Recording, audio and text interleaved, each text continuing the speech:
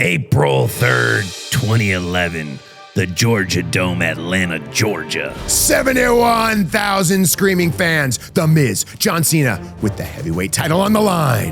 And Dwayne The Rock Johnson. This is WrestleMania 27. Look at us. Oh, that's a catch.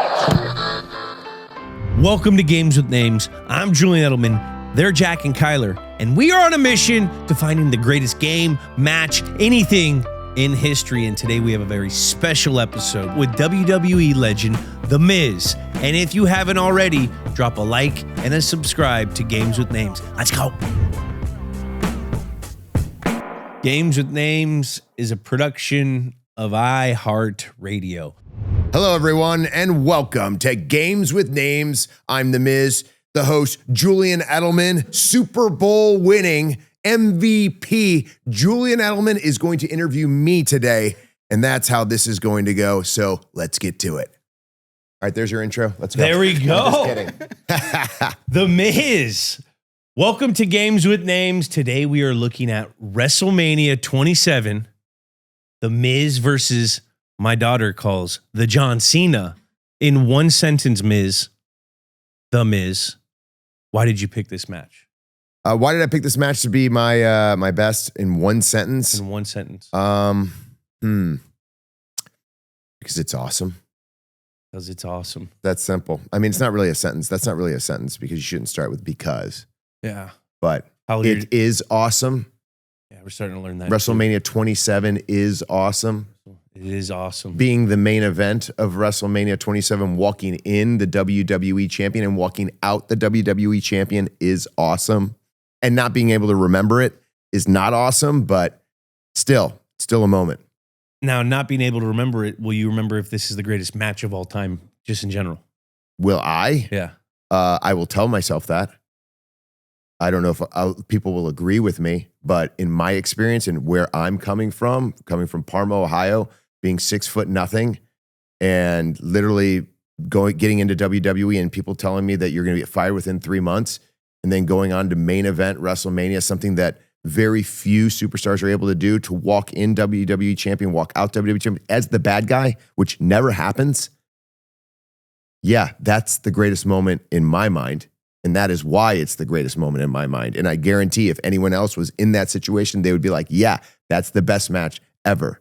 Because the experience, the moment, having my friends from Cleveland, Ohio, literally in front row, watching me. And we used to watch The Rock and Stone Cold Steve Austin, literally with the title that I'm holding at the main event of WrestleMania in my living room. We would watch it, the pay-per-views, when I was in high school. And then there I am, 7, 8 years later, in the same spot.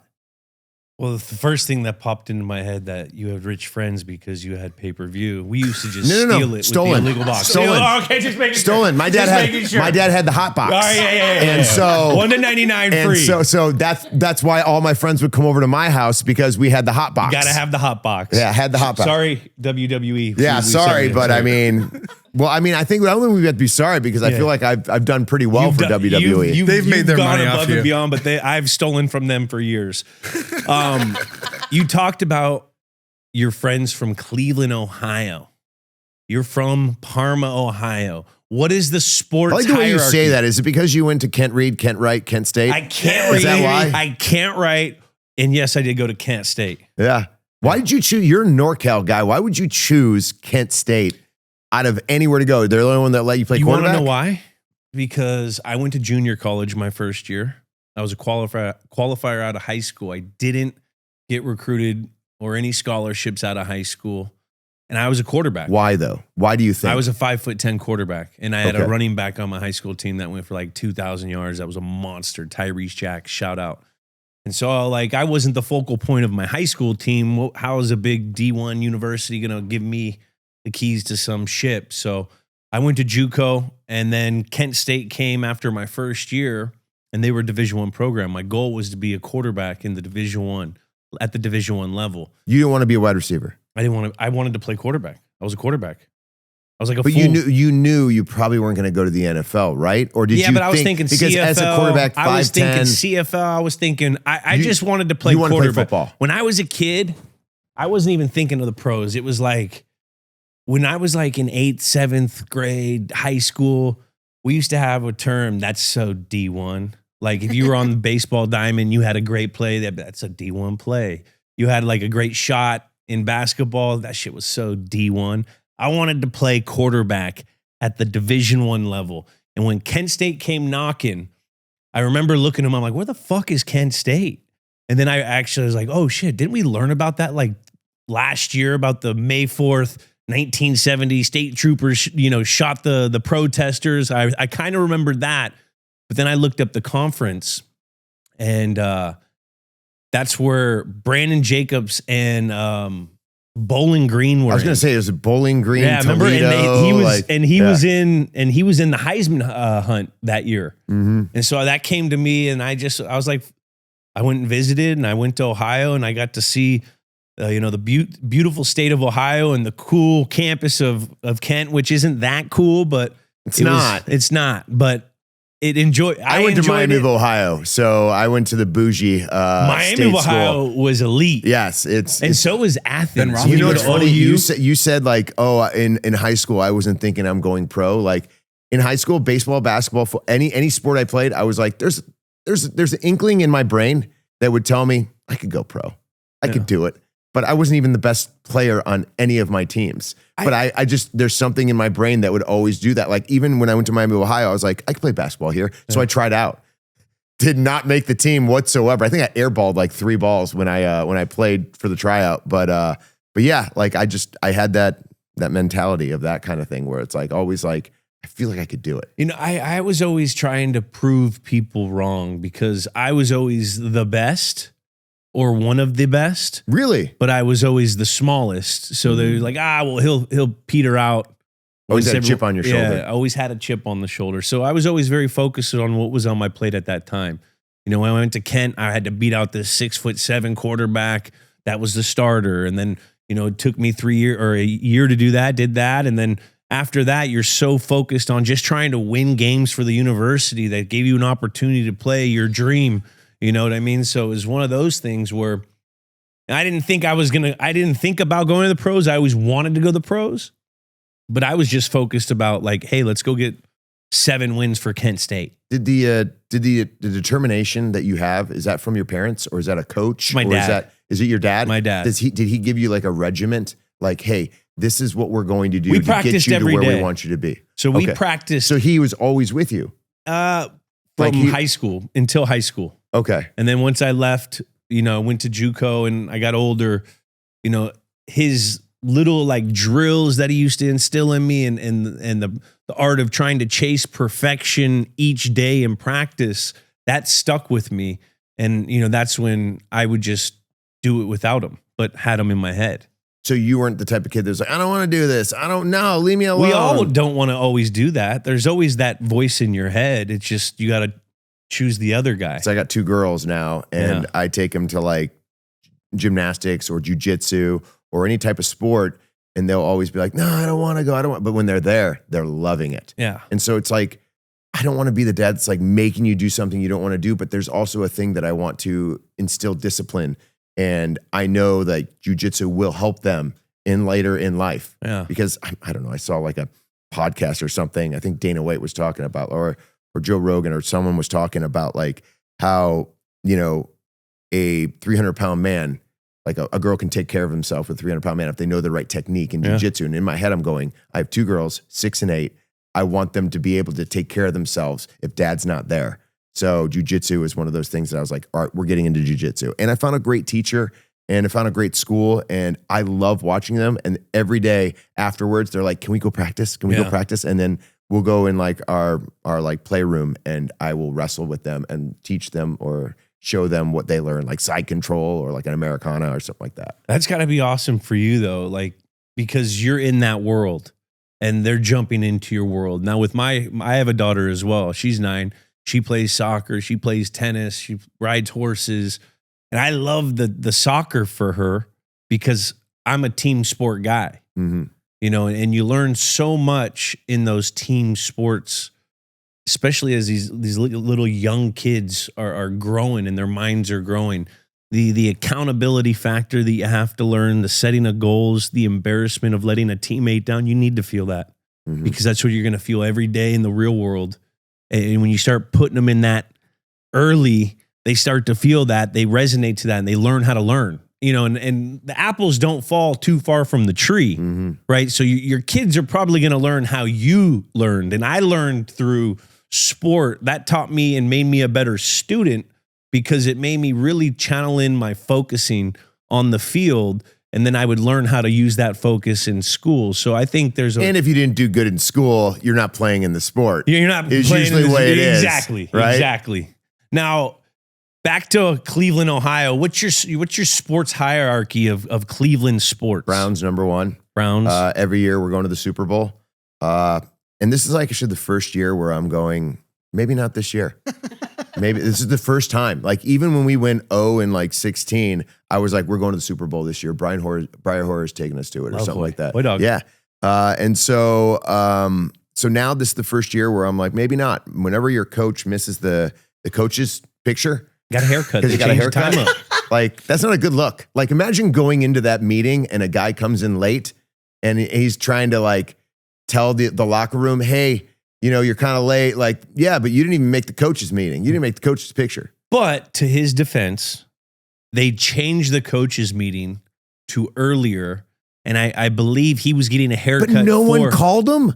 That's kind of bull on the other coaches for friends to hey, dude, we're all here. Where are you at? It's a cold world out there.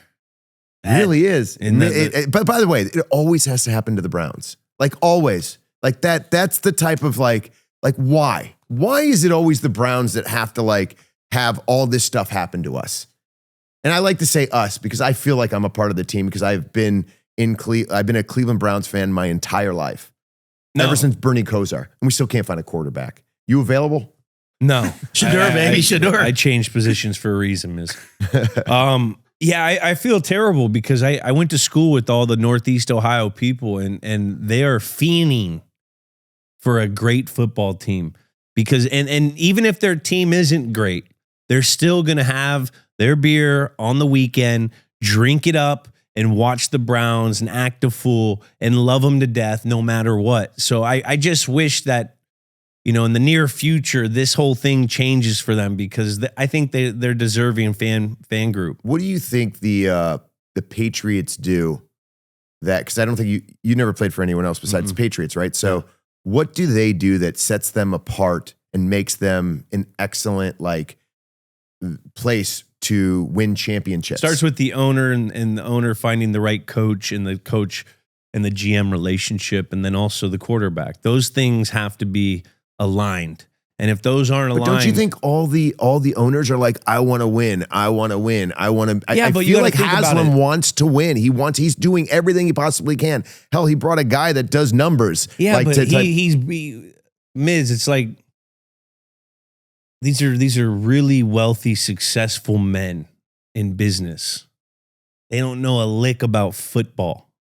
So you get a football guy in a room with a business guy, and he starts talking football. This business guy thinks this guy knows football, but the hiring process of finding the right guy to run the show is the hardest thing to do for these guys because they're not experts in the field. You know what I mean? So if you may hear something from a coach that's, sounds like a goddamn car salesman when he's out there pitching for his job, he may not know how to lead a group of men or the intricacies of starting a sketch. Stefanski was coach of the year twice, man. Everyone I talked to in the football world, what'd the owner do? He stepped in. He brought in the Deshaun Watson thing. Yeah. Then we had Baker Mayfield. I have never been so upset about getting rid of a person. I felt like Baker Mayfield had the grit, the moxie that Cleveland needed to be successful. And now he's over in Tampa Bay doing wonders, doing great. Well, they missed the playoffs last year.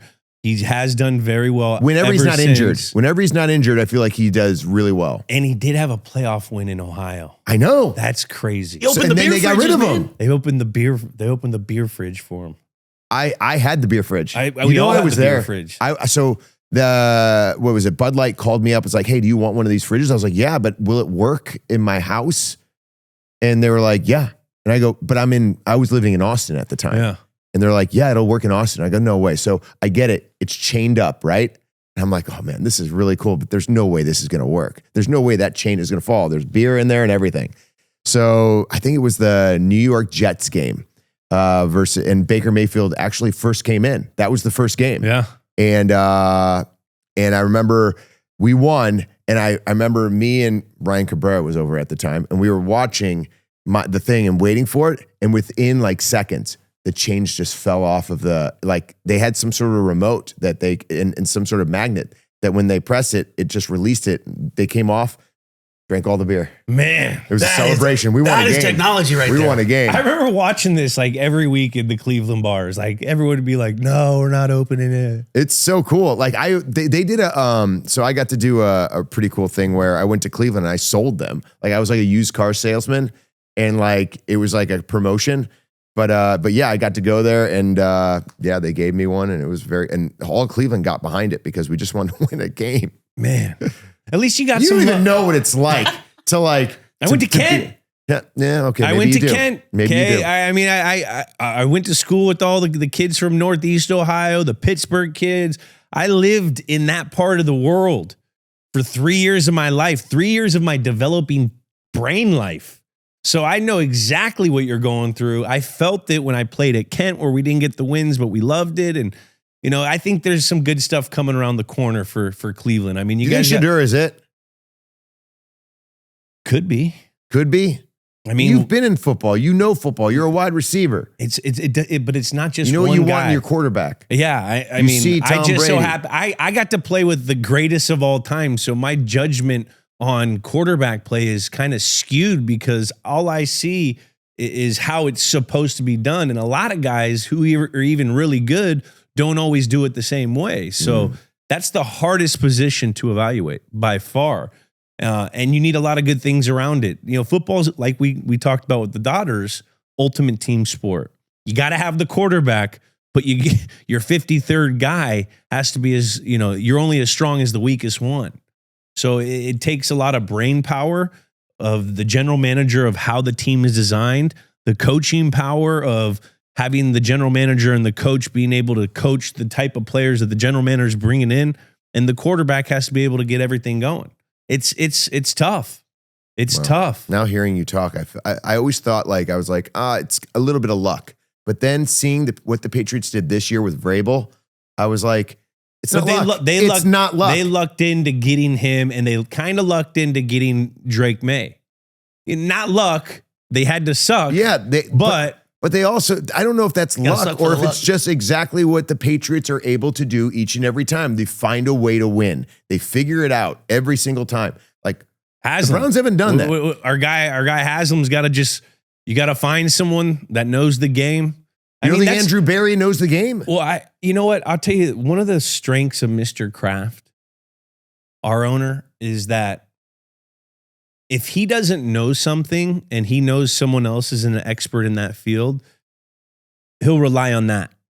And he's smart enough to know that he doesn't know about that, but he knows enough now because he's been around it for so long that he can identify other things now. So I think that's all. It's the Holy Trinity, bro. I played at the American Century Championship, right? And Vrabel's there. Yeah. And I get it. Like, he is the type of aura. Not only is he an alpha, but he's an alpha that you want to hang out with. He's not a bully alpha. He's like the guy you want to. He used to be a bully. People all like. He used to be a bully. People all try to talk to him, like, and try to get around him just to have conversations because he's fun. Yeah. He's exciting. He always has a good story on the back of the head that you're literally like, oh my God, this is the best story ever. He can speak, and he's a great storyteller. Yeah. You were just at the Masters too, weren't you? I was at the Masters. How was that experience? It was like everything I thought the Masters would be. It surpassed it. I paid $1.50 for a sandwich. Which one? I got them all. So I ate them all. You want to hear them ranked? Okay, so pimento cheese is number one, but a local told me. What kind of bread is it on? It's like white Wonder bread. So pimento on white Wonder. Yeah, it's just white bread. Okay. So, but So what a local told me was like, hey, you don't just get the pimento, you get the side of barbecue, pulled pork, and you put it on the pimento. So I did that, and that was chef's kiss. So then I would say the ham and cheese on rye surprised me. I was like, oh, it's just ham and cheese on rye. It's not really gonna, but it was awesome. Egg salad is number 3, but everyone loves the egg salad. Everyone's like, saw the guy at the hat. Yeah, I had the hat. He did have the hat. That's number 3. And then I would say that's my top 3. The chicken sandwich didn't do it for me. It didn't do it. Didn't do it for me. It didn't. No, but everything else was great. Oh, and if you consider ice cream a sandwich, the Georgia peach ice cream sandwich. Oh my God. Phenomenal. Yeah. Georgia peach. Crown's anything? Nest is a solid beer.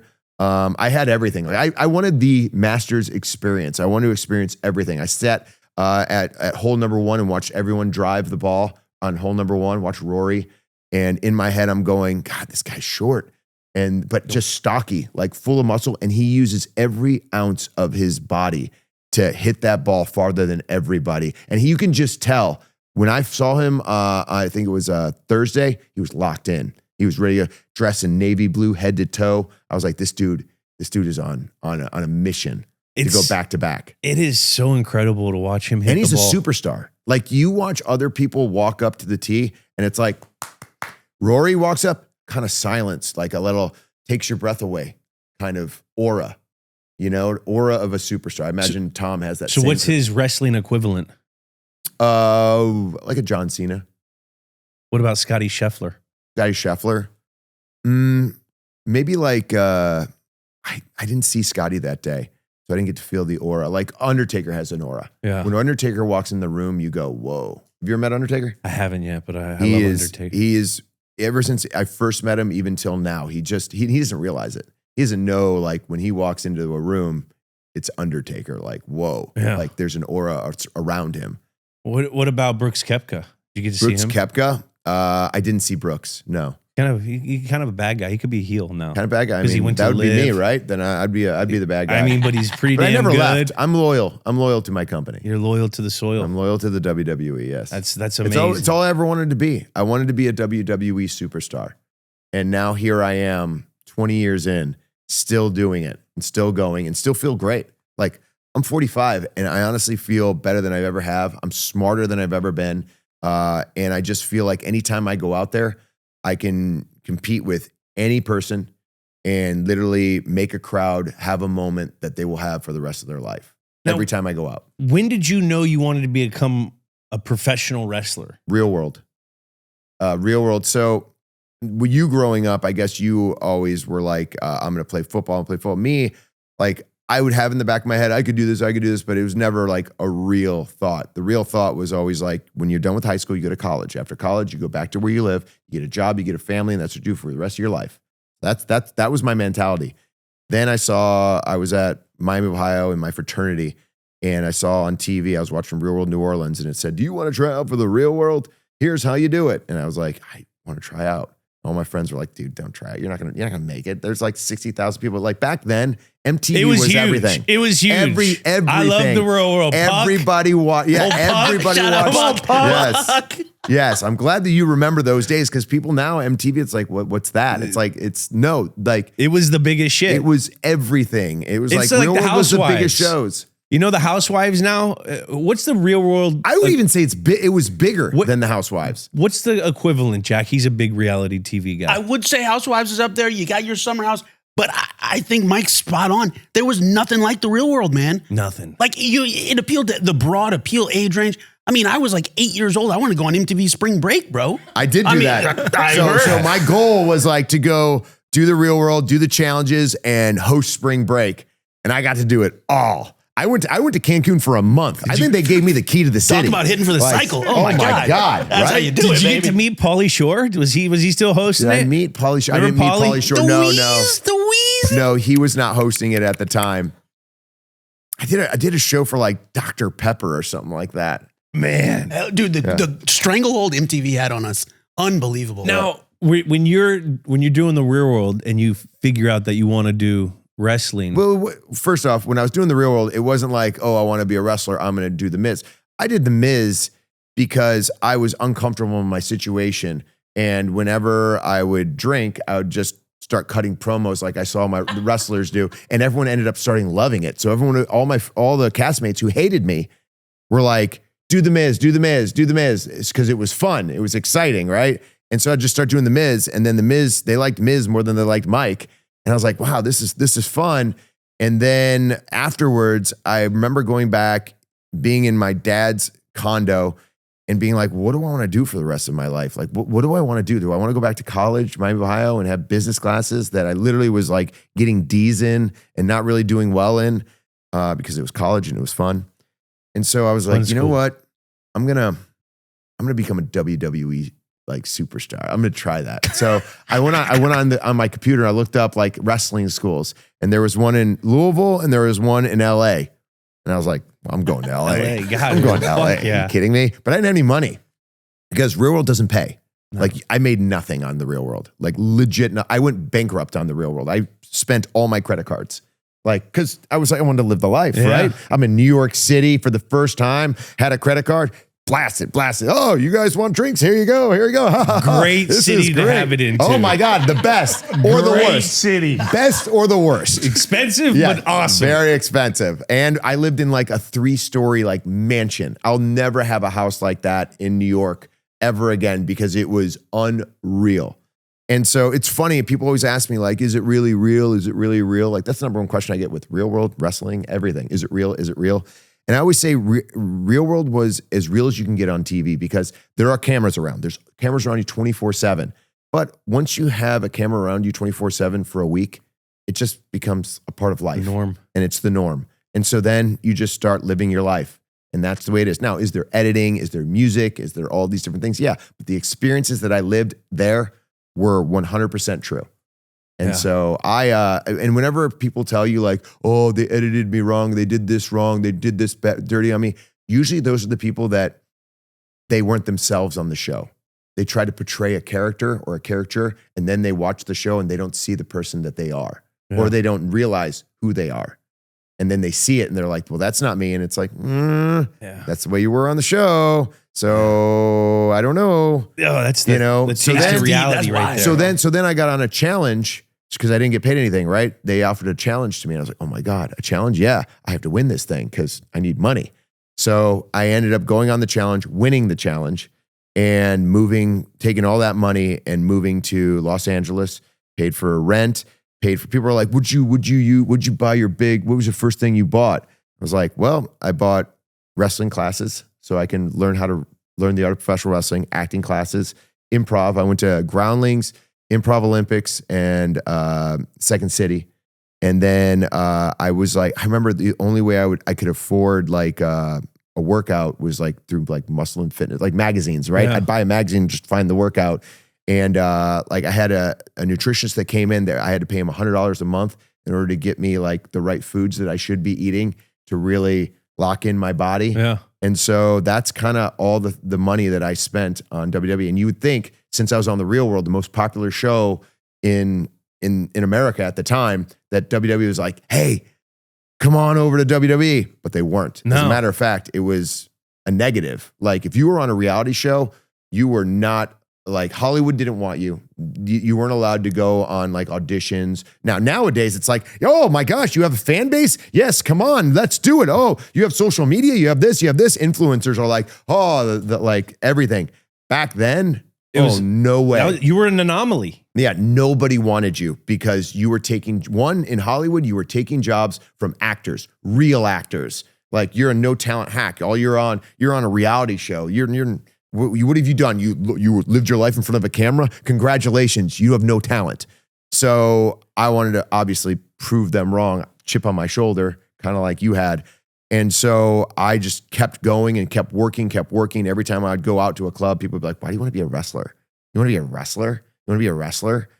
You know who was always supportive? Anytime I'd go on a challenge, the castmates of the Real World, they could have been jealous, right? They could have been like, oh, whatever. They were so supportive. They would wear, like I saw that WWE did a lot of merch, right? So I was like, I'm going to make my own merch. And WWE will see that I can sell merch. And if I can sell merch, I have a fan base, I have an audience, I'm doing all the acting, all the improv, all the wrestling school, they'll see me and they'll want to try to give me a tryout. And that still wasn't the case, but I was going to try to do it. And whenever I brought the merch onto the challenges, they all would wear my shirts, would all wear my logos. They would always ask me to do promos, and they were so supportive, and they didn't have to be. And now you will see that no one's allowed to do that anymore because I ruined it for everybody. No one's allowed to bring their own merch on TV on the challenge. Because now they do that. Like they didn't have that back then. I ruined it for everybody. You fucking the Wild Wild West back then. You killed it. But think about it. You try to find like it's like with football, right? I imagine you find all the tools you could possibly do to succeed when you were going for your tryout for New England or when you got drafted, 7th round? Yeah. Like you weren't making that team. There's no way you were going to make that team, but in your mind you were, and you were going to use every tool you could possibly do in order to make sure that you made that team, whatever it possible is. Same with WWE. You need to find every single tool to make sure that you're a no-brainer, that they have to take you. And it took 3 years of like going on the independents. And you know what's funny? Matt Light, I wrestled for his foundation. Matt Light Foundation, shout out. Matt Light Foundation. Shootout coming to you. So he was shootout. By the way, Matt Light, thank you for actually booking me because no one would book me. I was having a hard time on the indies to try to do it, and he had this show at maybe it was like the Roxy in Boston, and by the way, everyone showed up. Oh yeah, that was one of the cool moments. I was like, oh wow, like almost the entire offensive line. Brady was there. And it was just a show at the Roxy, and I was a part of the show. They flew me out to Boston and this was like in 2002. Before I was in WWE, I was on Real World, but was not getting booked, and got to meet everybody and hang out with everybody. And it was awesome because you could see why they're winning Super Bowls. Like they were friends. Yeah. They were hanging out with each other. You know, that's how you build a bond. That's how you build a locker room. And like that's how you win how you have a winning mentality. 1000%. I mean, you willed yourself to becoming a WWE superstar. I mean, acting class, wrestling school, nutritionist. I mean, people don't. I hope people understand how hard it is to chase your dream, and it's not everyone. Whenever anyone says, "Oh, I would give anything to be in that guy's shoes," you wouldn't, because you had the opportunity to. You want the lifestyle. You want the lifestyle, but you don't understand the grit and the hard work it took for you to transform yourself. Because at that time, like you said, first thing I said when we got you on the show, I was like, man, it's so crazy that he came from the real world. And now has been in the WWE for 20 fucking years and has been like, no one even knows he's part of the real world. But if you're my age, that was crazy. They do though. People do. Like, but they do. To this day, I still get recognized on a daily basis for the real world, for the challenges. And who's the Boston guy? CT. CT, man. CT's the man, dude. Yeah. He was so We were friendly for a little while, I think. He was so good at the challenges and still good at the challenge. He just knows how to play. I hosted a show called Champs versus Stars. Yeah. It was like a spinoff where celebrities like T.O. came on and they would challenge the challengers, like the champions. And the challengers would mop the floor with all these superstars. And I'm talking, these are athletes. These are like T.O.'s type athletes. And they were just beating them because they know how to play the game. There's a game within the game of the challenge. And you need to not only be athletic, but you need to have the mentality to know how to play that game as well. Survivor shit. It really is. Like Lord of the Flies. Like all those games. The athletes didn't read Lord of the Flies, so they have no shot. All those games, every single game out there, it's not just about athletic ability. Like, you look at, sometimes you'll see traders, right? And you'll see all the athletic ability that you have to have, but also like you have to be able to play the game. All those games, they're games. And gamers are able to really figure out how to win. Like I was able to win two challenges. And the reason I won them, one, I was very athletic and I was very good at things, but I also know how to play the game. Yeah. You know? It's politics. It really So is much. in those games. All right, this is a good Hold on, chance for real quick. So when was actually the first time you got the call from the WWE? The call, okay, so the first call from WWE was for Tough Enough. And I always thought I wasn't allowed to do Tough Enough. Tough Enough was a show on MTV, very popular as well, where you could win a WWE contract. Yes, Tough And Enough. so it was on MTV.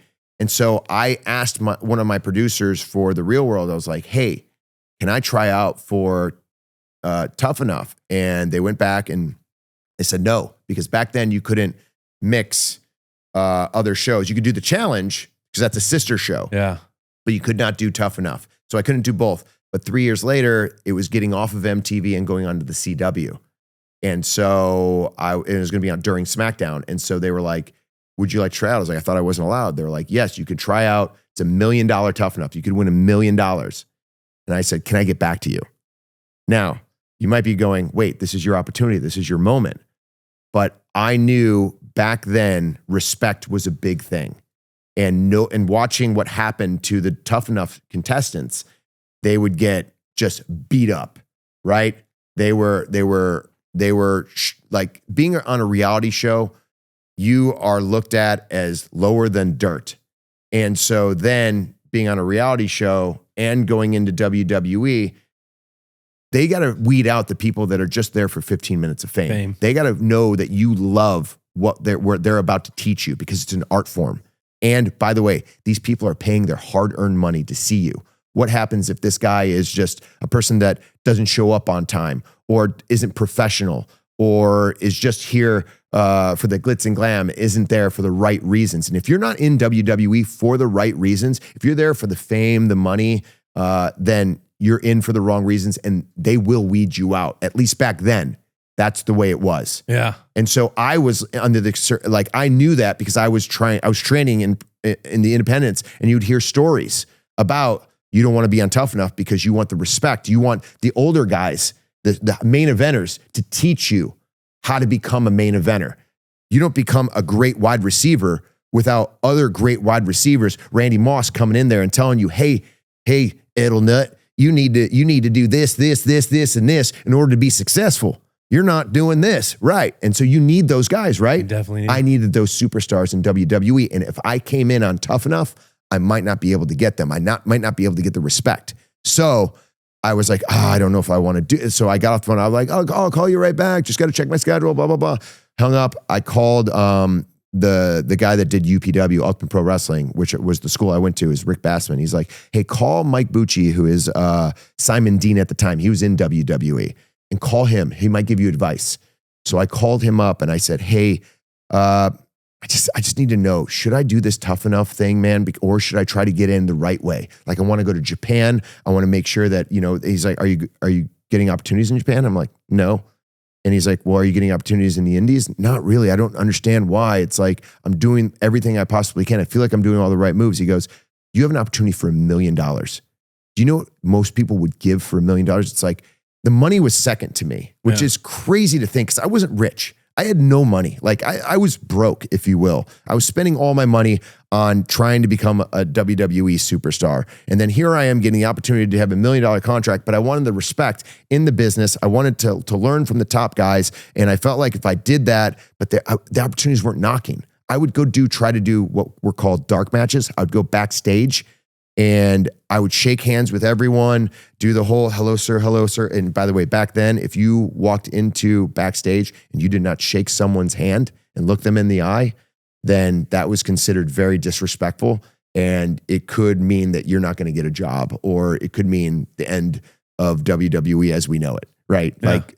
So when I'd go backstage, I'd do all the handshakes. I would practice in the ring. They would take a look at me and they would just be like, all right, go ahead, kid. And they would do interviews with me like that. The social media knew who I was. So the social media would have me like talking and doing stuff. Like, even the social media had me doing like an article. Like, I'd do articles for them. You do right? Little blog action? I would do articles for them. Vlogging? Vlogging. Substack. I would vlog for them, but I wasn't signed. I wasn't with WWE. But I was trying to get in, right? I was trying to knock on the door, but no one was answering. Yeah. So finally, I was like, you know what? I'm going to figure this out. So Simon Dean was like, you have an opportunity of a lifetime. You're not getting any opportunities. You might never get this opportunity again. Take every opportunity you possibly can. Yeah. So I did. I went for it. I wasn't given they were like, hey, you can be one of 50. If you make it to the top 8, then you get to go move on. So I had to try out. Went and tried out in Venice. I remember Bill DeMott coming up to me, and it's like there was this obstacle course on the sand, and it was very difficult. Everyone was getting like 4 minutes, 3:45 around that. And so Bill DeMott comes up to me, and it's an idea for a reality show, right? You got to make drama. Oh, you're the reality show guy, huh? Yeah. What time are you going to get? Oh, I'm going to do my best. I want a time. Now I have to say something fast and I'm thinking I need to pace myself, because if you blow it right in the beginning, you're done. So, and I never done the obstacle course before, so I don't know where I can really sprint it. So I'm like, oh man, I'm going to do as best I can. I want a number. I'll do under 3. Under 3?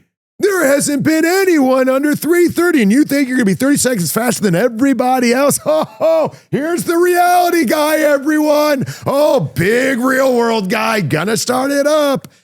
And so the bell rang. I did the obstacle course, 2:57. Let's go. 2:57. Yeah, I did it. You were prepped for this shit, At the end, Bill DeMott slapped my I thought I was going to faint. I thought I was going to throw up. But I did it. I made it on to the final 8, and I made it all the way up to the runner-up and didn't win tough enough. If the execs were voting like they usually do, I probably would have won, but the audience was voting. And this guy, Daniel Pewter, came in and almost tapped out Kurt Angle. Whoa. Like legit. Whoa. Gold medal. It was crazy. And so that kind of set him over the bar. It was like, oh man. So then I lost, and I was like, I lost my opportunity. That was it. That was my chance. That was my opportunity. They gave me everything that they possibly could have given me. I had promo time. I had every opportunity. The fans didn't want me. But then they gave me a developmental contract. They're like, hey, go to Deep South Wrestling in McDonough, Georgia. So I moved from LA to McDonough, Georgia, and lived there for 6 months, became the first ever Deep South heavyweight champion. It was a brand new territory at the time. And I remember Bill DeMott telling us, going, if you can sell out here, then you go to another territory. The old school way was you sell out at one territory, then you go to another territory. You sell out there, then you get to go to the big territory, which would be WWE, right? So we had our first show. It was sold out. Like we had to turn people away. Second show, sold out, turned people away. My merch was selling crazy, right? And I was a babyface. I was a good guy, believe it or not. And so then I became the first ever Deep South heavyweight champion. And after I did that, Paul Heyman was like, all right, we want to see how you'll do at Ohio Valley Wrestling. So Paul Heyman brought me to Ohio Valley Wrestling, and it wasn't the same as it was in McDonough. I finally learned like territories, different states, different places, different cities are all different. And I imagine that's the same for different football, styles, right? too. Different audiences, different noise, different things. They like different things, right? So I went there doing what I did in McDonough, and it wasn't working. I had reactions, but it wasn't the reaction I was getting there. I was Paul, I don't know what's going on. He goes, you know why? You're not a baby face. You're a heel. And I go, I don't know, man. Back in McDonough, Georgia, I'm telling Paul Heyman this, by the way. Back in McDonough, Georgia, I was pretty over as a baby face. And he's like, no, you're a heel. Let's try it. I go, okay. So Paul and I wrote my first heel promo, went out there and did it. And I'll tell you what, from that moment on, I was never a baby face ever again. Ever again. I was a bad guy. Before we get into this match, what goes into making and brainstorming the perfect promo? The perfect promo? Yeah. What goes into the story? Yeah, like that what I would say is number one about always is what story are you trying to tell? Where are we going with this story? Are we going to WrestleMania with it? Are we going to SummerSlam? Is this a one-off? So then that's the first thing. First thing is always story. Then it's like, how can we captivate an audience? How can we get them into this promo? What's like in improv, you would say, what's the game we can play? The back and forth. What are the lines that we can use to really engage them and get them going? And so then you figure that out. And sometimes you use catchphrases in there. Mine is I'm the Miz and I'm awesome. Very simple, very easy. You would think like, that's it. It's like, yeah, Sometimes a simple word like yes and no are promos that are great. That's all. Wow. You know, I've always said Boston isn't just a sports town. It's an identity. And now Sam Adams went ahead and made that identity drinkable. They just dropped a brand new limited edition Our City, Our Beer variety pack.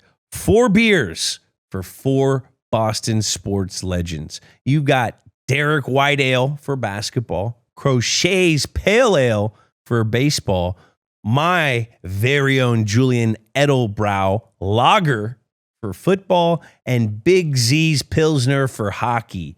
It's available for a limited time in New England, 12 packs of 12-ounce cans at select stores.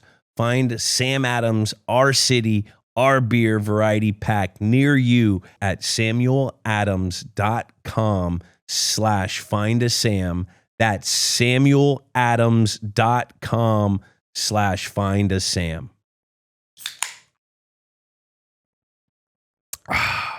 Delicious. Jackie, let's jump into this Speed match. run this. We got oh my God, what a match this was. WrestleMania 27. Fucking huge. 71,000? The Georgia Dome? Unbelievable. You got The Rock coming out, Cena coming out with the choir. You got The Miz with the bubbles. I mean, By the way, and before that, you gotta mention the "Hate Me Now" you can hate vignette. me. Yes. So I before I was going out in this, can I set it up? Would You that be said lay it okay? on me, man. please. Yes. Can I You set it set the up stage. Yes. correctly, if you will? Yes. Perfectly. So in this moment, I'm an up and coming. I'm the champion, but I'm like an up and coming superstar. Right? Cena's made. Rock Made. is living man. legend, movie star. We all know The Rock, right? And then there's me as the champion, and I'm trying to compete with these icons, and I'm not at icon status yet. Like, I'm not there. It takes a long time to develop that. But I was getting the momentum. I had the momentum. And so I remember the week before cutting I dressed up as The Rock. And I remember going to Vince going, this isn't going to work. No one's going to believe I'm The Rock.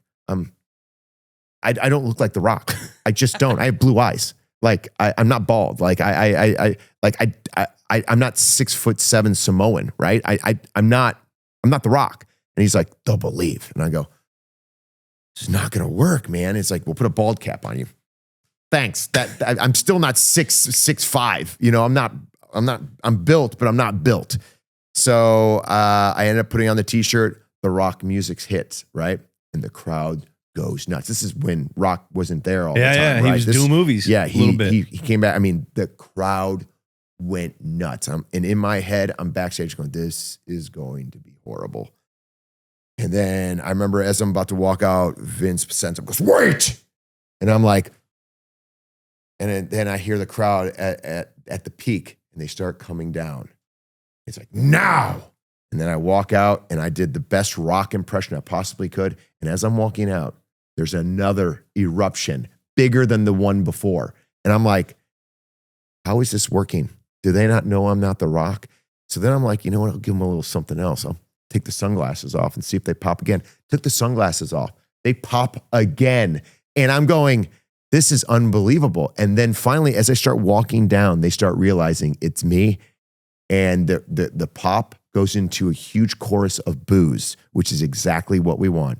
I beat up John Cena. I cut a promo on The Rock, on the fans, on John Cena, and we are ready for WrestleMania. I remember that day I flew back to LA and I got a voicemail from The Rock being like, that's how you do it. That's how you step up to the plate and hit a home run. It was like one of those motivational, by the way, does not have to do this. He's The Rock. He's a Rock. Right? He's a Rock. But man, it was like one of those inspirational, this is the guy, I remember when I was on The Real World and people were like, what made you want to do it? I remember my castmates got me an action figure of The Rock and it was on my shelf. And when I was looking at myself in the mirror saying, what do you want to do with the rest of your life? There was a action figure of The Rock. And I was like, I'm going to be a WWE superstar. And then here I am getting a voicemail from The Rock being like, this is what you needed to do.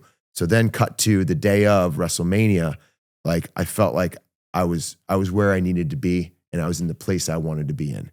And so I remember doing press conferences and the crowd was ready. And then right before I'm about to go out, they play this vignette. And it's like, people call it the Hate Me Now. I would say it's the best vignette ever. Some people say it's the Rock Austin one with Limp Bizkit. But I think it's my vignette because it's me, right? And this vignette, not only was I there, it set it apart from everything else. And it got everyone ready. And you can hear the crowd go, oh, it told my story. Like I told you, best promo is about stories. Story. This vignette told my story in 3 minutes and 30 seconds and got you prepared and made you go, wow, this guy had to go through a lot to get here. And now he's there. And so as I'm walking out, they're like, Miz, there's going to be like 20 seconds of pyro. Like, so make sure you stand there. I'm like, oh man, first time getting pyro. Let's go. I bust through these bubbles, by the way. By the way, when I first saw the bubbles, I went, bubbles? Bubbles? Like, Kind of grew on the you. main event of WrestleMania, and I'm popping through bubbles, you know? But I come to love the bubbles, and they ended up losing them somehow, some way. I wish I still had them. So I bust out of the bubbles. I hoist my title up. I get the pose, and all of a sudden I see the pyro, and it's just like sparklers that are like 15 high. I was thinking like boom, boom, boom, boom, boom, pop, pop, pop, pop, pop. And it's just like, and I'm like, oh man. All right. Okay. So as I'm walking down, I'm thinking about that. I get in the ring. I see my friends that were all on the front row that were in my living room. And I look at them. I'm like, dude, we did it. Because like without their support, without your friends and family's support, like sometimes you won't be able to make and believe in yourself the way, you know, other people believe in you. And they believed in me the entire time. So to sit there and go, we did it with the title that we watched Rock and Austin have, and then watch Cena's choir, this beautiful choir. I'm like, he gets a choir. Of course he gets a choir. Why wouldn't John Cena get a choir? Yeah. So then we go into the match, and to be honest, I don't remember a lot of it. I don't. That's because the concussion. Yeah. So in the end of the, was it the one where you hit your head in the back? Yeah. Yeah. So the ground is undefeated. I remember like everything was like, we did it in the match. Like we did in the ring. Like a lot of times people call matches or whatever. We did that one in the ring. We called in the ring. Like wow. WrestleMania main event was called in the ring. Wow. Yeah. So how do you control your emotions of having that real, like right before that match, you're sitting looking at your friends, you're sitting looking at The Rock, you're sitting hearing John Cena. This is like your fucking make it moment, bro. Mm-hmm. How do you control that to then go on and execute your game plan of how you have to go into this match? Okay. How did you make that catch in the Super Bowl? Just through the preparation. Through preparation. I was ready. All the preparation that I prepared myself for this. And when the big moments happen, I want that pressure. I love that. I yearn for that pressure. Some people can't handle it. No. It's very, like, a lot of people are like, why didn't like in football, why didn't this guy make it? Why didn't this guy make it? And you could be in the room with them and you can be like, I know why.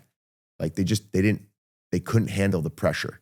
Some people, just fumble under it. I feel like that's when I'm at my best. When the pressure is at the highest is where I feel like I am at my height and I can really do it. And all my preparation, by the way, I am big on preparing. Yeah. When you talk about promos, I am going through every scenario. Before a promo, I am nervous. I'm about to throw. I don't know about you in games, but before a game, I'm not hyped. Or before a match, I'm not hyped up. I am going through everything in my head that could go wrong, and all the things that I could do. Exactly, cramming. That's all I'm doing, and I feel like I'm gonna throw up. I feel I'm gonna pass out. But once my music hits, everything goes away. Yeah. It all, like, I use that energy, that nervous energy, and it just becomes adrenaline, and I do what I do because I've prepared for it. And all the preparation, all the stuff you don't want to do. Like, I honestly, I hate working out. I do it because I know I need to. Getting in the ring, I love getting in the ring. I really enjoy wrestling, but it hurts, man. It hurts. It's tough. Like to practice all the time and get to a certain level, it hurts. But you go through it. I remember being at Deep South Wrestling. Every day I'd wake up and go, one more day. You can do it. One more day. You can do it. Most people quit. And I'd watch people quit. And the best advice that I've ever gotten it should be what Simon Dean told me, but it's not. I was at the Playboy Mansion. Yeah, it's a little thing. It's a slight flex. It's a sick flex. So, but this was when I was on the Real World, right? And so I got into the Playboy Mansion and I saw Billy Kidman there. Tori Wilson just did the cover. And I was like, I have to go to this party because I might meet somebody, you know, and maybe be able to get into WWE. So I saw Billy Kidman and I said, hello, sir. Is there any advice you can give me? And he's like, stick with it. And it might sound, well, that's kind of an easy one, but it's not. That's like the most difficult to stick with something when everything is tearing you down, when your body is hurting, when your family and friends are like saying you're not going to, or your family is saying you're not going to make it, or your wife or your girlfriend, or traveling, or there's so many excuses that people can come up with in order not to do something. So stick with it. If you stick with it, it gives you an opportunity. It gives you a chance, you know? And so that's what I always took with that. And I was like, stick with it. Keep going, Mike. Keep going, Mike. Keep going, Mike. And there I am in the main event of WrestleMania and can't remember a damn thing. You can't remember. Let's freaking go. Should we put a bow on this thing and score this bad boy? Perfect. You don't remember anything because we're out of time. Let's go. Man. We're out of time? Yeah. You're kidding me. I'm sorry. Flew by. No, it's amazing. Hey, we're having fun. I hope this is as good as Matt Light's. Matt Light was my favorite. Listening to him talk about a bow and arrow and at the practice facility, like that, I was like, the Matt Light I remember, like, I mean, he would never tell those stories like that. And I was like, oh man. So something still is fucking around in my house. Mm-hmm. Like my TV turns on at like 9:00 at night. Sometimes my house is either haunted or Matt Light has installed something in my system that I literally think about when it happens. Fucking Matt. He really is like, he really does that, huh? He really does that. And so when you have him in your house, you're thinking, wow, this is Matt Light. No, I'm thinking. And by the way, he always makes you think about him, huh?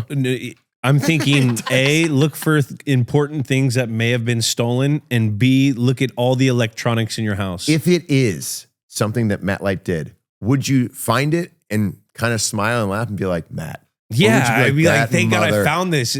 But the thing is, this guy will leave it. He'll leave a prank going for 5 years. Like he made a friend think he had AIDS for like 2 years. Got his wife involved. It was bad. Let's grade this game. Oh my gosh, let's score this bad boy. It's name of the game. We came up with some names, but if you have a specific name, we'll go with that. We came up with WrestleMania 27, the title defense. You can't beat me. Thanks, Dwayne. The three-way feud, all hell in ATL, a Miz Toric night. Or something else. Or something else. So what is this the greatest game of all time? Let's score at decimal. Okay. Is this name the game? We're naming this. What's the name of this? This podcast? The match. Your match. My match. Ooh, okay. WrestleMania 27, the title defense. The match the Miz can't remember. There it is. The match the Miz can't remember. There it is. You really are good at this improv shit. There it is. You know? Is this the greatest game of all time? Let's score it. We encourage decimals. The stakes of your first. This is your first world champion. Or no, this is your first. Reign. This is your first. Reign Yes. As a champion. First ever two-time Grand Slam champion. But this was your first main event. Stakes, everything's on the line. I mean, 0 is to 1 to 10. 10, 0 to 10.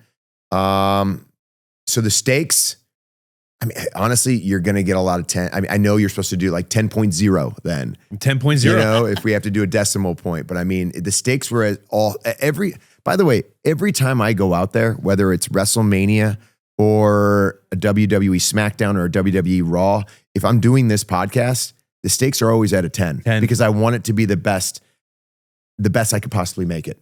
Like, and it's not me going, oh, I got to make this. It's like, that's just the mentality. And everything I do, I want it to be a 10. So I put my stakes really high. Like before I came on here, I've watched a bunch of whoever does your clips, by the way, does a really good job. And they're always in my algorithm. He's right there. Always in there. Great job, buddy. You do a great job. I mean, I've seen a lot of your clips and you do a really good job of just being natural and talking and you find guests that are just very fun to like listen to. So yeah, that's why we got you on, bub. Thanks, appreciate it. Stakes. So everything's a 10. 10? 10s, so baby. Star power. Straight The 10s. Rock, John Cena, myself, 10. 10. Gameplay. Let me do mine. My stakes, I got to go a 9. We've done. Jack at 8-9. Let's I go. at 4-1. Just because Star It's okay. power, we got to get him out. He's got so many other things to do. Star power for me, I mean, you got some of the craziest stars of all time. Who's a bigger star than The Rock? Is Brady? I don't know. Rock or Brady? Who's bigger star?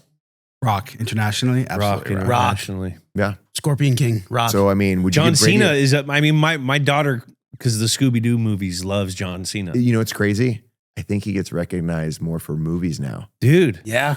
that You know what I mean? but they also, Peacemaker. because of the meme world, they kind of know that It's fast. it is. Things go fast. They Amen. do. I mean, I've been out Soon for 5. people are going to be like, you were a wide receiver? I thought you were just a podcast host. Dude, when I went out to Brazil and we did that roast, everyone knew me from the Netflix roast and not from football. Yeah. What a roast, man. That was nuts. Best roast I've ever All-timer. seen. My star power, I gotta go 9.2. The gameplay of What the would match. make a 10? Well, If The Rock there is and John there Cena is and no myself, perfect 10. there is no perfect. 10. Okay. That, But a a 2.2? 10 would have to be like, Like Tom Cruise, Brad Pitt. no, it'd have to be like Abraham Lincoln, Oh, okay. Martin Luther King, Oh, Hologram okay. Tupac. Don King, Tupac. It had to be people that are just not even around. Okay. Gameplay, I gotta go. When you got a fucking people's elbow when you won the match. Oh, I know. When do you ever see that? Never been done before. I don't remember it. I gotta go. It was pretty sweet though, huh? It was. It was all time, man. It was all time. Well, the stare down, like it was. You were like, you could see that you're like, you're the Rock. This Yeah. is like my time. And he's like, no, this is not your time yet.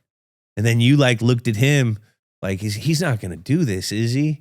And he looked at you, and you're like, I'm gonna do this, kid. Yep. And it was like the vet to the rook thing Yep. right there. There you I, go. I loved it. I'm gonna go with the 9.1, and then the match the Miz can't remember. I mean, That's so good. I'm a concussion guy myself. I got to go with the 9.0. There we go. That's You not got a bad. myself.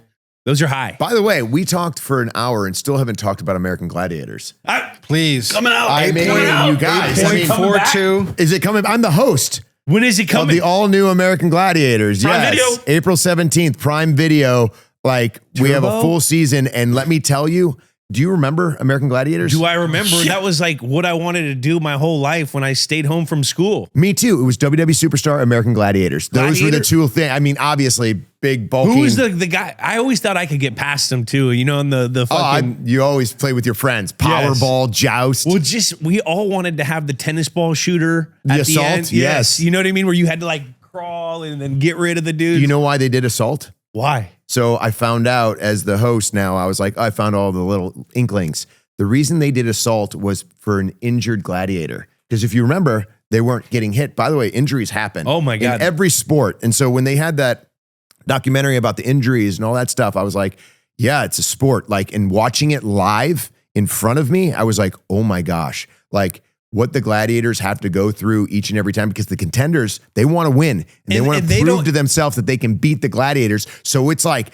two titans going head to head against each other. No, 1000%. You got guys that like the gladiators don't want to be embarrassed by some guy that ain't a gladiator. And then the guy who's trying to go against the gladiators, he's putting up all his mustard and steam to try to beat the gladiators. This shit's crazy. I Yeah. loved gladiators. Are they going to be wearing the same uniforms? They're wearing similar uniforms, but let me tell you something. The ones that they had before, they were big, right?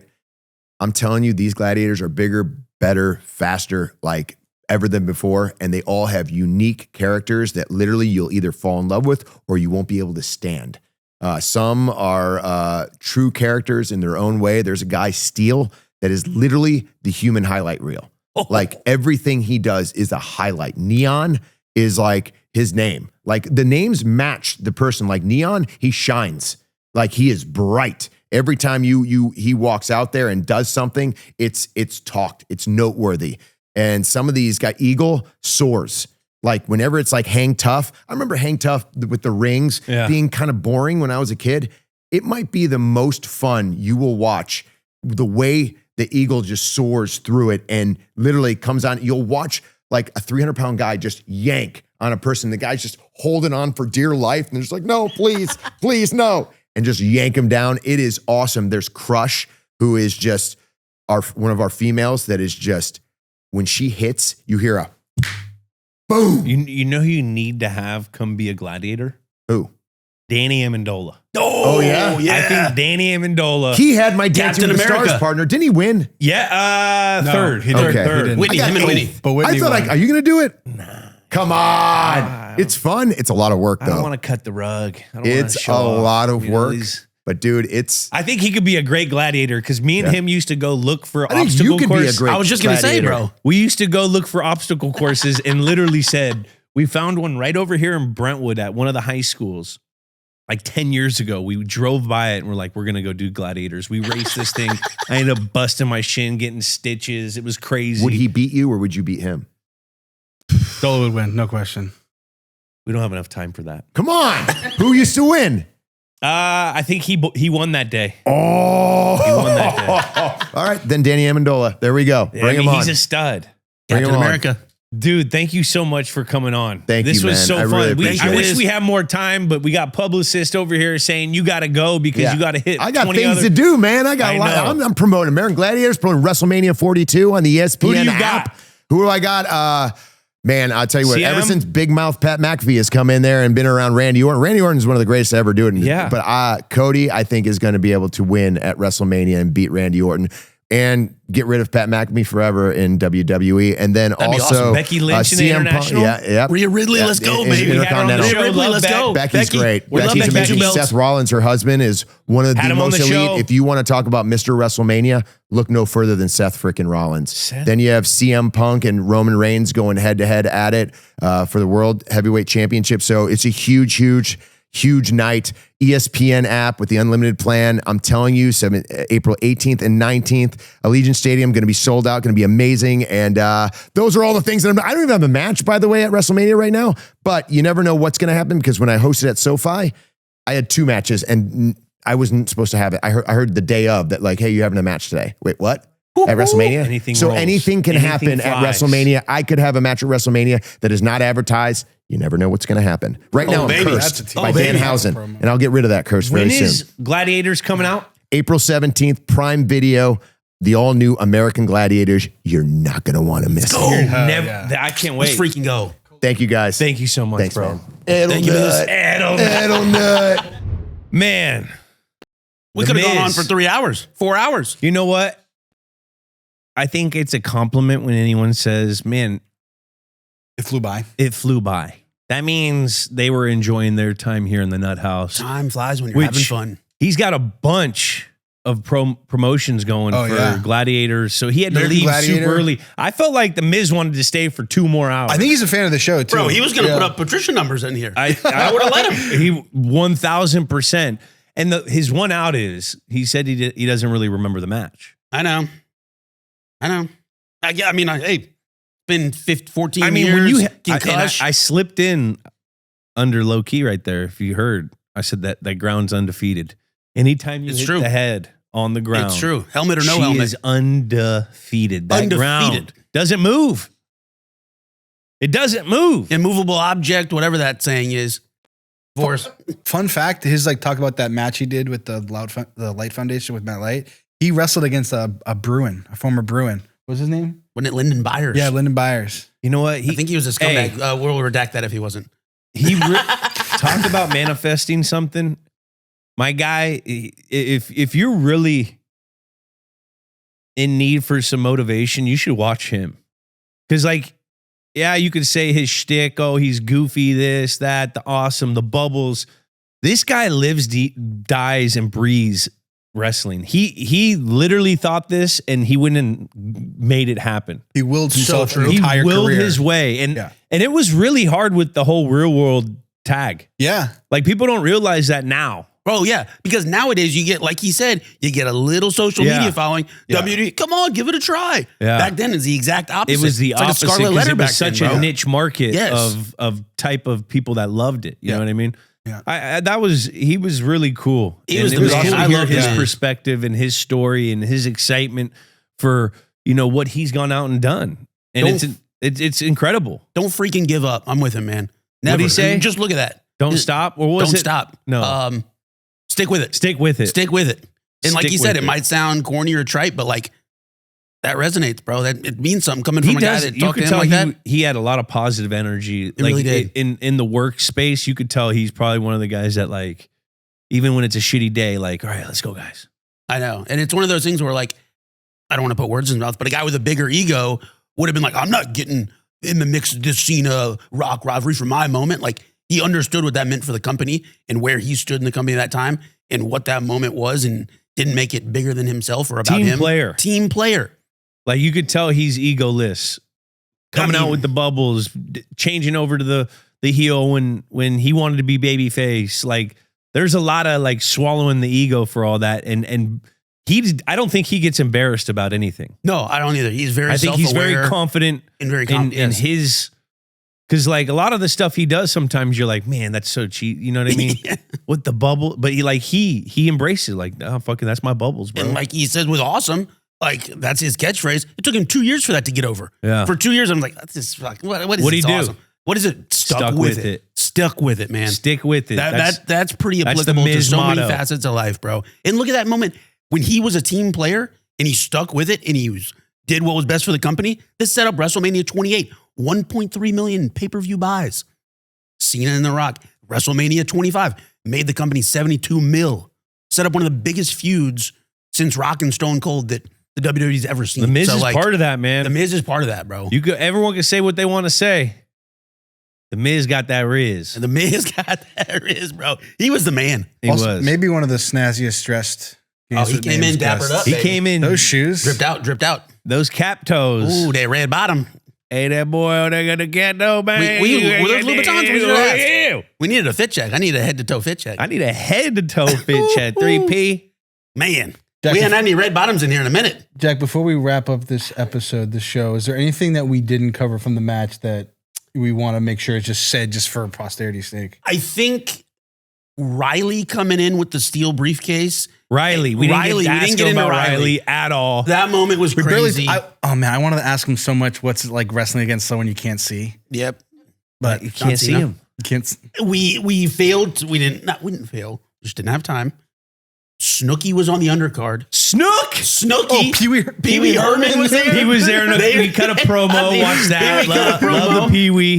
Candy. The Rock and Pee Wee Herman cutting a promo. Wait, what do you? Yeah, because he was.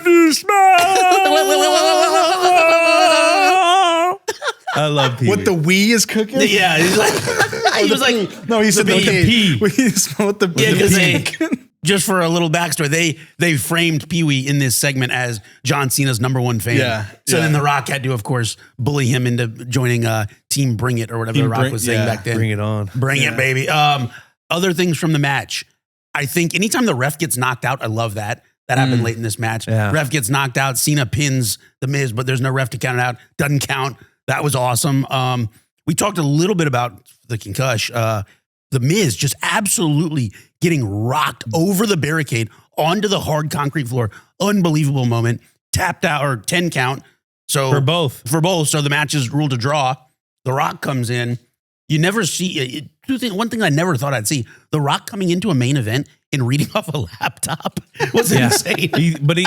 He threw that laptop where it belonged. This rootin' tootin' candy ass laptop. Then he said, "We're back on. I declare this match back on." And they got in there and see the perfect though with The Rock, even in his performance when he threw the laptop. If you watch, he grabbed the mic to throw it with it, so you get the sound effect too. Bro, it's unbelievable. Like just those guys they're fucking always. They're all thought out. It's the Miz walks right in, knows which camera was his. Yeah. Yes, like we were watching this before, and Kyler was like, "That's part of the business." The Rock, the Miz, Cena, they're pros. These guys are the pros. Yeah. They know where their camera is at all times. They do the little things like that. Drop the mic with it for the extra sound effect. I mean, just pros. Seeing all three of them. Fucking the Miz, man. He's been doing it for 20 years. How about that? Insane. Did you cover unbelievable The Rock after the match too? Yeah, we didn't get into that. He interfered with Cena to put Miz over, and then he gives the Miz the people's elbow. Yeah. Slams The Rock or slams Cena, exits the ring. Miz slides in, takes his opportunity. 1, 2, 3, retains the belt, beats Cena. Then we talked about it a little bit there. You got that epic stare down between The Rock and the Miz. And then you're like, oh, what are we going to do? Which way? Is he going to turn and go to the tunnel? Is he coming back? Oh, he came back in the ring and laid the smack down. He said, it's still my company. Come on, dog. I've been away, but it's still my company. And then just to sort of bring it full circle, we talked roast mode. The feud kind of started when The Rock came back for the first time in a long time to do a little bit of a roast at the WWE Hall of Fame induction ceremony when he was inducting his dad. And he gave Cena a little bit of a Marine joke. He made a joke about the Marine and people at Guantanamo Bay having to watch that because it was such a bad movie. Oh. And then that did give us an iconic John Cena meme. That was John Cena reacting to it. Can I say it again? Do it in front of the camera. There you go. You know the meme I'm talking about? You know what I'm talking about? No. Oh, hold on. Let me pull it up real quick. And just for this match was an 8.42. 8.42 is our new 37th, just ahead of wide right Super Bowl 25 Bills versus Giants and 18-1 Super Bowl. His charisma and his passion for the match may have skewed my scores. I mean, we were all like put in the spot. Oh, you went really high, Jules. Yeah, I was. That's okay. I went real low. I got bullied. I went real low, so it offsets it. I got passionately bullied. I love how we were like really running. I've seen that. You know this one. We're really running low for time, but you were still like, here's the thing why I scored it so low. Yeah. Here, let me bring in a completely new topic. I'm like, hey, no more time left. Have you heard about Danny Amendola? We used to hang out. Danny, I can see Danny on the Gladiators. Dude, I could too. He's Captain America. Dude, American Gladiator is fucking awesome. I was so annoyed that I was like, time, because that would be a great conversation because American Gladiator is awesome. I want to know if they let the go through the course. Balls. Yeah, and he's a perfect host. It's great. All-timer. What is it? He said it's on Prime. Yeah, Prime. I think a dream job would be naming the American Gladiator. Oh, yeah. It's like naming paints. It's awesome. Colors. Yeah. I'm trying to Eagle, Neon. Soar. Blaze. And Laser. And Phaser. Glacier. Razor. Phaser. Phaser, laser, taser, slash, brash. Yeah, like they really get the onomatopoeias going. Rocky. Dude. Hold on. I wonder what the new fits look like. I gotta look those ones up. The best American Gladiator names of all time. Here we go. Nitro, Laser, Ice, Blaze, Turbo, Zap, Turbo's Tower, awesome. Thunder, Sky, Turbo. Storm, Hawk, Viper, Saber, Phoenix, So Atlas, Diamond, Siren, Malibu. Malibu. Yeah. Electra, Jade, Lace. Wake Setter. All right. Dude, I gotta say. Fun episode. It was an all-time episode. We gotta get the Miz back. But posing the question to the gang here. All three of these dudes that we talked about today have done their fair share of acting. Who is the best wrestler turned actor? Is it The Rock or is it Cena? Is it no shade at the Miz, but I don't know that he's put up the box office numbers or either of those. Not yet. Not yet for the Miz. So it's got to be The Rock. It's got to be The Rock, I guess. Rock's and Kevin Hart, dude. Rock's got. He's in Mummy. There's Dave Bautista. Yeah, I forgot about Batista. He just kind of is. Yeah, I don't even think it's close. Kevin Nash is funny. I know it's not in the same. I don't think it's close. I don't think so either. I will say Jesse Hogan Ventura. Jesse the Body Ventura. Hogan back in Rocky. I will say, maybe this is my, like Rock, obviously more bankable, bigger movie star, top leading man, making money. I do like watching John Cena. I think he's a better performer. I think he's the way that he can be funny. John Cena's, his comedies are the way he can be funny. He's really acting. Yeah. And he does like small roles. Like he showed up in The Bear. He shows up in stuff. He does comedies. Like I think he's more range of an actor. I also think The Rock's The Rock. I also think John Cena's journey in acting is more interesting and even more, not to glaze him up too hard, but gives me more, it's more commendable. Like I got more respect for Cena given his journey. Now, do we put Arnold in there, even though he's not wrestler, but he's bodybuilder turned actor? No. If you do, he wins because he's Arnold. But Cena, after the Marine, in some of those WWE productions, which are down the middle in what you would think a wrestler would be doing, like didn't go well at the box office. He took a break from acting. What did they got going right now? Where are they going to now? In such a hurry. Oh, Rich Eisen. What? Probably. I don't know. Bro, you could be right. We have sometimes they go from Eisen to us up to 405 or us to Eisen. But Cena came back into it. Train wreck, baby. That got him back into it. That role. Also, he's from Massachusetts, John Cena. I know. Shout out, dude. But this was all about The Miz. What a great episode. The Miz, baby. The Miz got the Riz. The Riz from the Miz. Could you take a people's elbow, you think? I'd eat that people's elbow for lunch. Hold on, can I do a curmudgeon-y take? There's like nothing like, it's all theatrics and not a lot of like the people's elbow. Oh yeah, people. I mean, it's all theatrics more than like first, but like a tombstone. Like, oh fuck, that'll break your neck. DDT. Yeah, I like DDT. Diamond Dallas Page Cutter. DDP. Those are pretty tough. I mean, chin music too, like getting kicked to the chin. That hurts. Skull crushing finale is pretty tough because you're literally crushing finale, like getting slammed right on your face. On your face. We didn't ask the Miz about that. That's another thing I wish we could have talked about. The tailbone talk, bro. We're watching this match. He was asking me questions though. Oh yeah, he was. Bro. Yeah. He was, like Rick Miz. It's my show. Although you know what? You've told a lot of your stories a lot of times because we're on the mic a lot, but he actually got some new stuff out of you. What? There was it was a Kent State thing about Brandon Jacobs in the Heisman. We talked about that before. Not on the show. No, I've never heard that. I that's why I liked Kent. Yeah, because Brandon Jacobs the year before was in the Heisman talks at Bowling Green. Like, wow, they talked about him in the Heisman. Fuck it, I'm gonna go to Kent. Yeah, bro. I don't think that's ever been on the show before. Wow, shout out. We gotta make that one a clip. It's not Tech. Brandon Jacobs. No, Omar. No, something Jacobs. Yeah, because Brandon Jacobs quarterback went to Auburn. It was a quarterback. It could have been another quarterback. Brandon Bowling Green. Oh, isn't it Omar? No, like 2005. From Florida, went to the Steelers, played in the league for Omar Jacobs. Yeah. I remember. Yeah, he had little baby dreads. Yeah. Okay, cool. He was all time slanging. Bowling Green from 2002 to 2005, and then Roethlisberger too was balling out. I don't know. That was after you. We didn't even get to ask him about Roth. He probably went to school with Ben. Fudge. They were hanging out. Yeah, he did. Let's hope. I mean, he wasn't who he was until. Yeah, but if he's at the frats, he is who we thought he was. We let him off parties. the hook. Dude, Miami, Ohio was a great party school, huh? Huge. With babes, all that. Oh, nice. Ooh, I keep fucking just elongating this thing. Second Mac guest, I believe. What? Tyler said, we got Max Crosby, Eastern Michigan, The Miz, Miami, Ohio. I think that's our only two Mac daddies on the pod. Correct me if I'm wrong. You got any more? I get Cribs on. Gotta get Cribs. Hey, young. Gotta get Crib to the Cribs. James Harrison would be sick. Maryland Cats. Antonio Gates. Oh, Gates, duh. Can't say it. So third. I bet there's more. But let's not burn the time. Mac action. Well, what a match. Thanks again to The Miz. That was spectacular. Wish we had a little more time. Shout out to the publicist. That's been another episode of Games with By Names. the way, Jules, hold on. In the future, when we're doing that works. Calling out the publicist, like lets it simmer down a hair. It also cues to the talent because I think he just didn't know what time it was, so he was going, but he knew he had to go out too, so just like cueing them all in. Publicist shows you got to go. All right, next time. Subscribe on Apple Podcasts, Spotify, wherever you listen to podcasts. Comment a game you want us to do, and remember, rate and review.